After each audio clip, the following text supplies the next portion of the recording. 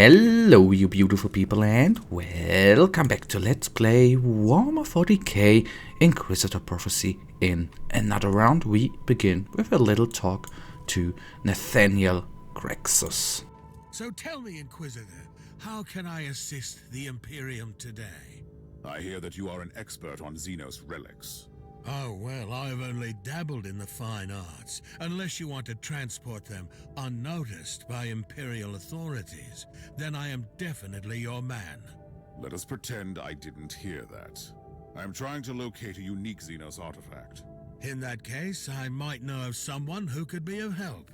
They call him the Savant. The shadowy figure behind your criminal friends. Who said anything about friends? I was led to believe that they conduct legitimate business. Or misled, rather. That Savant, on the other hand, is far from a law-abiding citizen. He, or she, is running an operation dealing in black-market Xenos art in the subsector. And where can I find this Savant? I have no idea. But I can lead you to the base of those despicable gentlemen you have just obliterated. Righteously, of course. They are business partners now. I hope that your assumption is correct, and I will find information about the Savant's whereabouts there.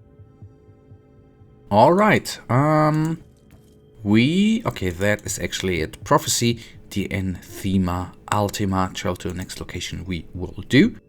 And hopefully find out well, not hopefully, we know there's going to be a description. Smugglers. Then I found Captain Nathanael Grexus negotiating a suspicious, deal with a group of rebellious Imperial Guards. In the following altercation, I managed to rescue him and learned the identity of the Savant, a dubious collector of rare Xenos artifacts. Luckily, Nathanael Grexus turned out to be a valuable information after all. He was able to give me the coordinates to the headquarters that the Savant's henchmen use.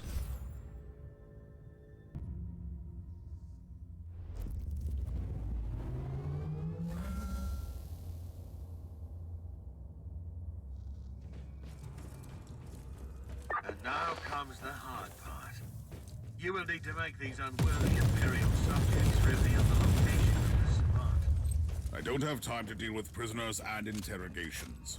Numispheric analysis shows various... Be careful, Inquisitor.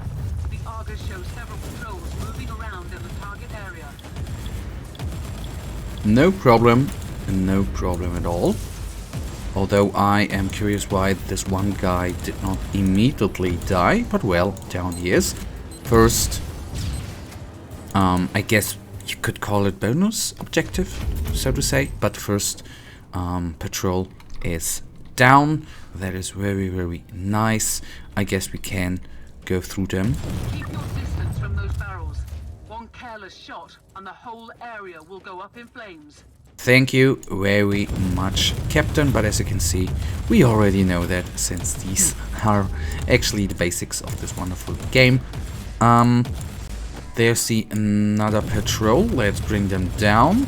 And the Enforcer too. I'm not going to pick up the items yet. They are not going to despawn. That is the great part. Watch out, Inquisitor. Those towers will alert the nearby troops. I forgot. Okay,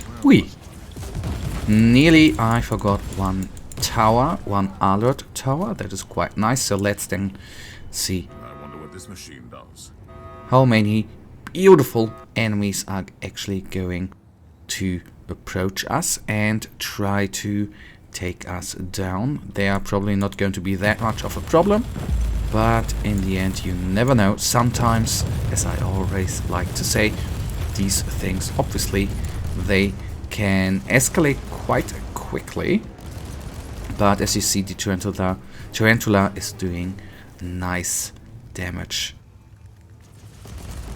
Let's see, this is a nice neat test for me actually. Does it? Yes, it definitely is going to hold up. The cogitator data is fragmented. Crypto-litanies are remarkably well versed for those unskilled in the tech mysteries. Can you decipher it? A larger sample would exponentially lower the estimated time cost of the procedure. So much for a surgical strike. I will clear the areas and access the other cogitators. Oh, yeah, we will do. And as you have seen, the teleporter beacon is one of the most amazing features, for me at least, in this game, to at least save a little bit of time, since they're teleporting us away out of I can't silence the alarm or face some serious resistance. of a, well, Not that I'm complaining. call it dead end. It really teleports you out quickly.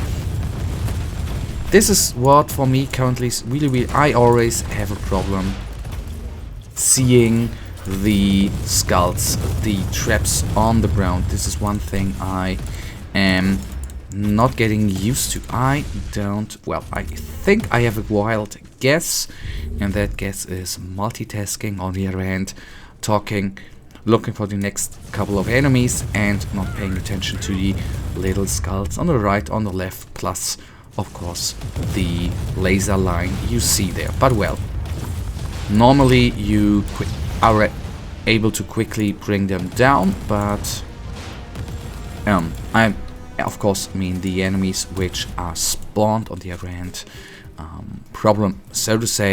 Problematic always.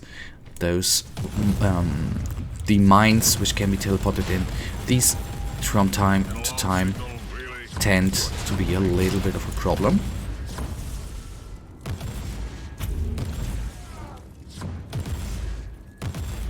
So we reload. Okay, this one round won't hurt.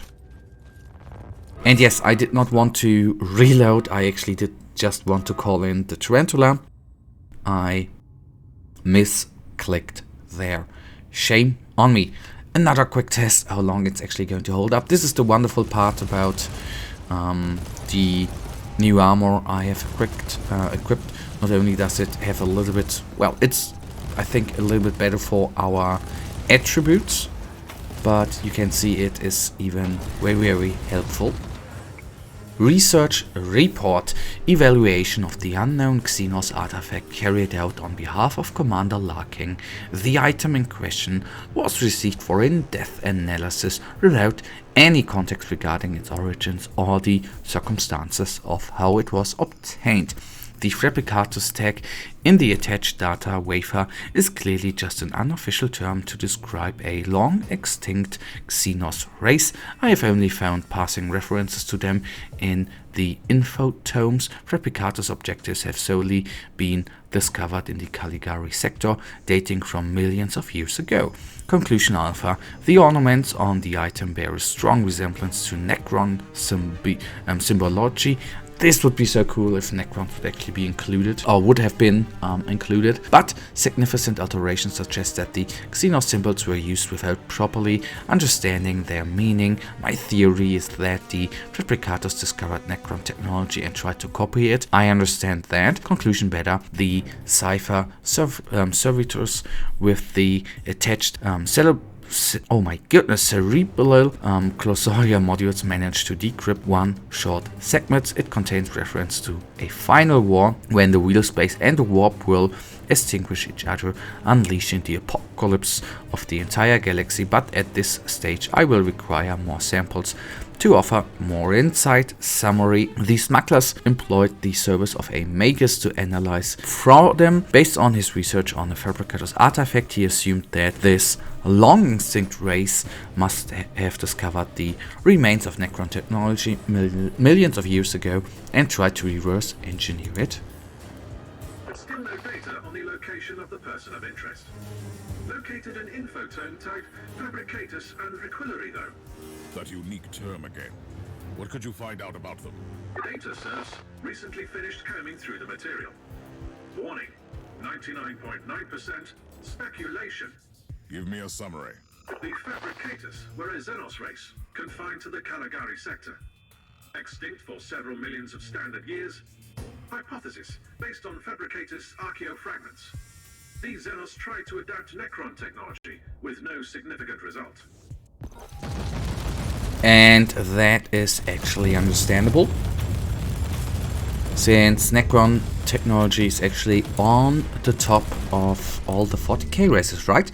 Although I'm not certain if Teleport beacon in range. the Necron technology is, so to say, higher than Eldar or Eldari technology, although both races, well, both races are... I do a little cut here, I see you in a second. And yes, I wanted to take down this petrol. What I want to say, I guess Eldar technology, well, Eldar, the Eldari race, ain't as old as the Necron or Necrotyr race, but it's, well, pretty damn close is the wrong word, but both races are extremely old. Of course, the Necrons being a little bit older, since the Eldari have been created by the old ones, right? Which were in war with the Necrons, and in the process of the war, okay, I could have walked that way. Fuck it. Anyways, in the process of the war, they have been created. An alarm signal, really? You are too late.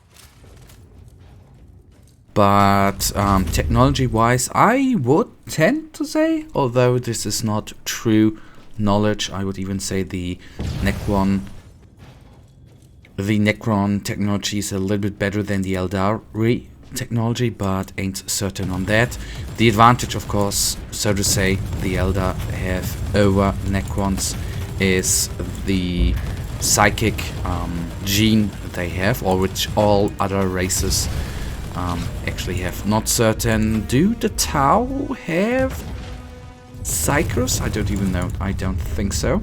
And yes, these are the points where I am a little bit weird, but I wanted to take those guys down. I don't know, there was just the little utter urge in me to bring them down. Even though, if that means going through traps, not seeing traps, but well.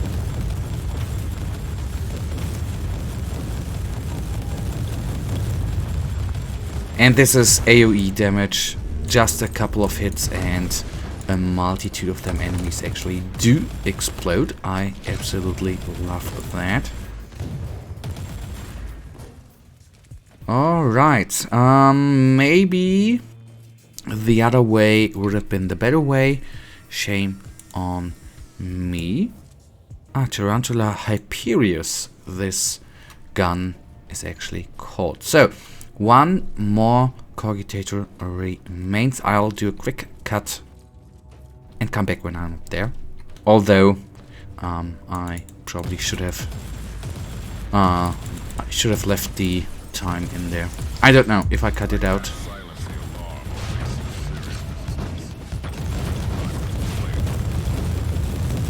Alright, bring them down, please. Hello, buddy. And okay, this is definitely data hunt. Yep, in the meantime, if the tech priest would be here, we could solely focus on the nasty guys who are incoming, but luckily the Tarantula is right at the perfect spot to bring all the enemies down and fire some, well, exploding shells on them if it actually survives.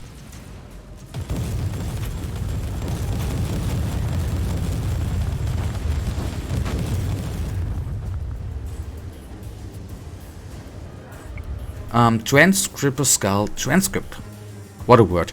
My research has reached the stage where it requires my most devoted attention.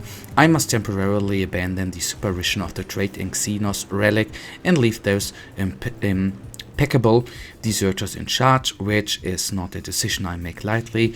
What else could I do, though? The research on the synaptic pseudo-generator unit has clearly reached the stage where it requires thorough field tests and Xenos subjects. I have chosen the Vorogo, or what a name, to set up a laboratory in one of the sanctums we used with Team Sigma, working under the command of the generator extremists. After the quarantine protocols were initiated, I will not make the same mistakes as that weak-minded makers in charge, and intend to conduct my experiments from the safety of the underground vault. Forward. Encrypted with business transaction and financial correspondence analyzed between local subjects and a person with the name tag Savant. Astra Telepathica codes identify the system and the world where the messages originated. Then we have what we were looking for. It's time to pay a visit to this Savant. Be prepared for anything, Inquisitor. The Savant has a fearsome reputation in my circles. Hopefully the agents of the Ordos have a similar reputation in your circles. I bet they do. I bet they do. So let's collect all the items, but guys, that you know it brings us right now to the end of this episode, and you know it. I, as usual, really thank you for watching. If you guys actually do have enjoyed this episode, please give me a little thumbs up and subscribe, and hopefully I see ya in the next episode. Until then, have a nice day. Stay frosty.